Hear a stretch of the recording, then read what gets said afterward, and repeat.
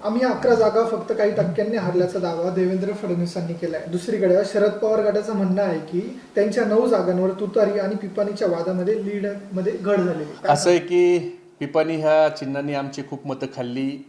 आमच्या 8 जागा निवडून आल्या, त्याच्यामध्ये ॲव्हरेज 50,000 मतं प्रत्येक ठिकाणी खाल्ली। दिंडोरीला तर 1,03,000 मतं हे पिपाणी चिन्हाला मिळाली। आमचे शशिकांत शिंदे साहेब 31,000 मतांना पराभूत झाले, तिथं 37,000 मतं हे पिपाणी चिन्हाला मिळाली। नाहीतर आमची साताऱ्याची जागा देखील निवडून आली असती। 10 पैकी आमच्या 9 जागा निवडून आल्या असत्या। दुर्दैवानं 8 जागा आल्या। पिपाणी चिन्हामुळं सगळीकडेच आमचं मताधिक्य कमी झालं। भिवंडीला 42,000 मतं पिपाणीला पडली।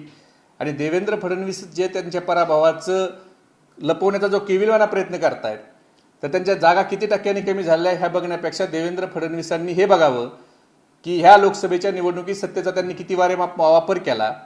पैशाचा पाऊस पाडला। प्रत्येक लोकसभा मतदारसंघात 100, 150 कोटी रुपये वाटले।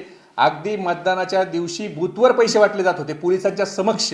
ओएसिस फर्टिलिटीच्या तज्ज्ञांनी IVF उपचार पद्धतीद्वारे 1 लाखांहून अधिक जोडप्यांना मातृत्व प्राप्तीचा आनंद दिला आहे।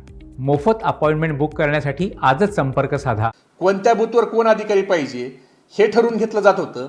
बोगस मतं पोलीस प्रशासनाला हाताशी धरून केले। हे सगळं प्रक्रिया राबून देखील 28 पैकी 9 जागा भारतीय जनता पार्टीला मिळाल्या। गेल्या वेळेस भारतीय जनता पार्टीच्या 23 जागा होत्या, ती भारतीय जनता पार्टी आता 9 वर आली। म्हणजे 32.34% निकाल हा देवेंद्र फडणवीस आणि भारतीय जनता पार्टीचा लागलाय।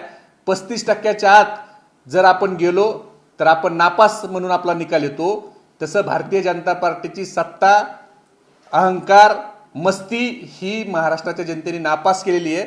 भारतीय जनता पार्टी महाराष्ट्रात नापास झाली कारण त्यांची टक्केवारी 32.14 आहे। आणि आता भाजपाने हे लक्षात ठेवावं, लोकसभा तो झाकी है, विधानसभा बाकी है।